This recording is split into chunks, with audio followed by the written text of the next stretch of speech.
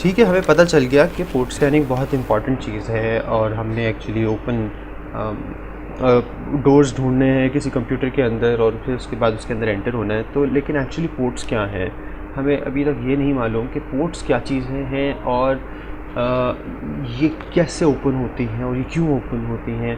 तो इस सब का ना जवाब मैं आपको पहले एक एनालॉजी से देना चाहूँगा।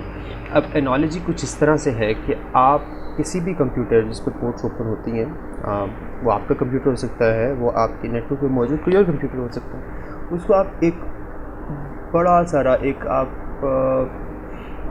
रूम कंसिडर कर लें, ठीक है। उसमें आप एक उसमें जो वे ऑफ कम्युनिकेशन है ना, वो किसी न किसी विंडो के ज़रिए है।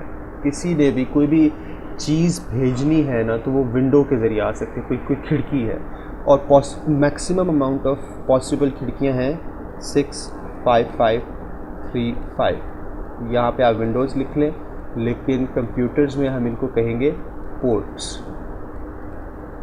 Maximum number of ports can be 6, 5, 5, 3, 5 in any computer. Okay, so आपने जो पोर्ट है, लेट्स से कि आपकी एक खिड़की इस रूम के अंदर आपको एप्पल चाहिए, राइट।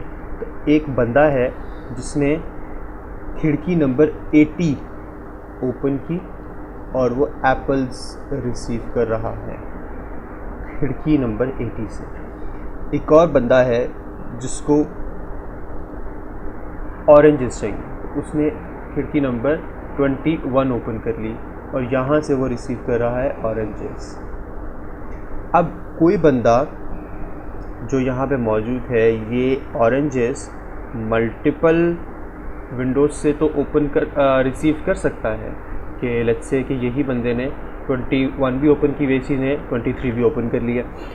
लेकिन एक विंडो, एक खिड़की जो है वो एक ही बंदे को अलॉट हो सकती है। ये नहीं होगा कि एप्पल वाला उठ के कहे कि जी मुझे 23 से भी एप्पल्स रिसीव करने हैं, ठीक है। और मतलब ये चीज़ पॉसिबल नहीं होगी कि जी 23 से रिसीव हो जाए, दिस इज़ नॉट पॉसिबल। तो बेसिकली बताने का मकसद ये है कि कोई ना कोई पर्सन होता है, कोई ना कोई सर्विस होती है जो किसी पोर्ट को ओपन करती है ताकि वो उसके ज़रिए डेटा रिसीव कर सके। अब इस सारी एग्जांपल के अंदर ये जो एप्पल्स हैं, this is basically data, any type of data, specific type of data. आमतौर पे बाय डिफ़ॉल्ट कंप्यूटर्स में पोर्ट नंबर 80 होती है वेब सर्वर्स के लिए use. Web servers by default operate on port number 80। अच्छा, अब ये जो पर्सन है, this is actually a process in computers. अब वो प्रोसेस रनिंग स्टेट, प्रोसेस क्या है, रनिंग एक कंप्यूटर प्रोग्राम जो रनिंग स्टेट के अंदर हो उसको प्रोसेस कहते हैं। तो प्रोसेस में वेब सर्वर का प्रोसेस हो सकता है, ठीक है। अब आपको किसी जगह पे पोर्ट नंबर 80 ओपन नज़र आ रही है, तो there is a very high probability कि वहाँ पे एक वेब सर्वर चल रहा है। पोर्ट नंबर 21 जो है ये इस्तेमाल होती है FTP के लिए। तो अगर आपको कोई पोर्ट नंबर 21 नज़र आ रही है तो आप समझ जाएं कि यहाँ पे कोई FTP डेमन चल रहा है, ठीक है। पोर्ट नंबर 23 यूज़ होती है टेलनेट के लिए, आप समझ जाएं कि यहाँ पे टेलनेट पॉसिबल है। तो ये बेसिकली मेन कंसेप्ट है एक सिस्टम के ऊपर मौजूद पोर्ट्स का। और ये पोर्ट्स एक्चुअली होती क्या है, ports are actually, long story short ये है कि ये वे ऑफ कम्युनिकेशन है इनसाइड योर बॉक्स और योर कंप्यूटर, ठीक है।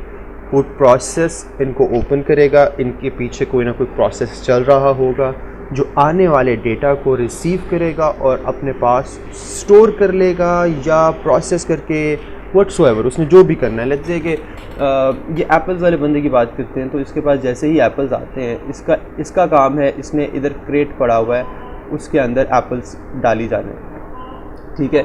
लेकिन जो ये बंदा है ऑरेंजेस वाला, इसके पास अगर ऑरेंज आते हैं, ठीक है, इनसाइड ऑरेंज आते हैं, इसका काम है इसने ऑरेंज पकड़ के ना किसी और को ओवर द इंटरनेट भेज देने हैं, इसने अपने पास रखना ही नहीं है, इसने बाहर भेज देना है। तो बेसिकली बताने का ये है, मकसद ये है कि ये टोटली डिपेंड करता है कि जो पीछे प्रोसेस चल रहा है वो कितना एफिशिएंट है, या वो उसका क्या काम है।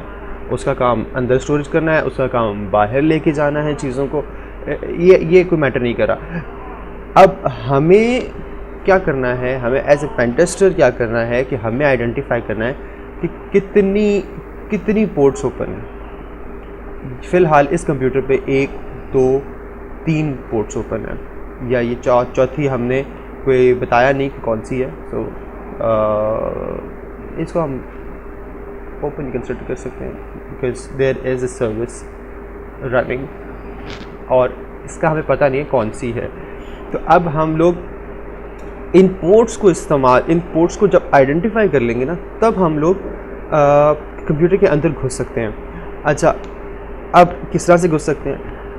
पॉसिबल है कि भाईजान यहाँ पे जो विंडो है इसके ऊपर कोई लॉक ही ना लगाओ, इसके ऊपर कोई लॉक ही ना लगा हुआ हो, ये वैसे ही ओपन हो, कोई बंदा आए और डायरेक्टली इस ओपन विंडो के ज़रिए मशीन के अंदर आ जाए, यहाँ आके बैठ जाए।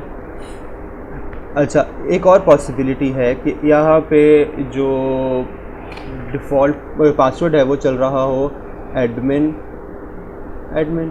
मतलब यूज़र नेम भी एडमिन, पासवर्ड भी एडमिन।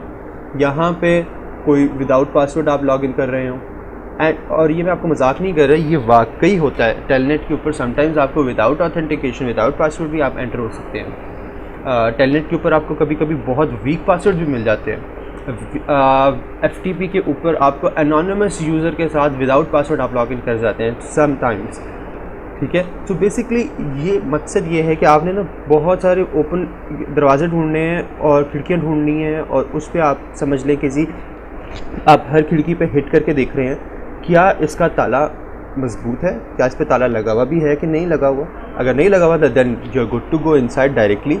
अगर लगा हुआ है तो फिर क्या उसका ताला स्ट्रॉन्ग है, और अगर स्ट्रॉन्ग है तो ठीक है, फिर आपने देखना है क्या खिड़की सेल्फ टूट सकती है। अगर ताला बहुत स्ट्रॉन्ग लगा हुआ है और खिड़की स्ट्रॉन्ग नहीं है, तो जो अक्सर हमें वेब सर्विसेज के केस में नज़र आती है चीज़ें कि वेब सर्विस के बैकएंड के ऊपर जो लिखा हुआ कोड है वो बहुत वनरेबल होता है। हम अभी थोड़ी देर में इंशाल्लाह कुछ दिनों में हम लोग वेब अटैक्स को जब डिस्कस करेंगे तो आपको पता चलेगा कि वेब एप्लीकेशंस कितनी ज़्यादा वनरेबल होती हैं टुवर्ड साइबर अटैक्स, और यही मेन कल्प्रिट होती हैं बेसिकली मेजर साइबर अटैक्स के अगेंस्ट। सो क्या खिड़की सेल्फ इतनी स्ट्रॉन्ग है? आप ये तो नहीं कि आप ज़ोर लगाएं तो खिड़की ही टूट जाए और ताला वहीं का वहीं पड़ा हुआ है और आप सिस्टम के अंदर चले जाएं। इसकी एग्जांपल ये है कि आपने ऑथेंटिकेशन अच्छी लगाई हुई है, आपने स्ट्रॉन्ग पासवर्ड वेब एप्लीकेशन पे यूज़ किए हुए हैं, लेकिन वेब एप्लीकेशन के अंदर SQL इंजेक्शन की वल्नरेबिलिटी थी, तो अटैकर ने SQL इंजेक्शन को इस्तेमाल करके सिस्टम के अंदर घुस गया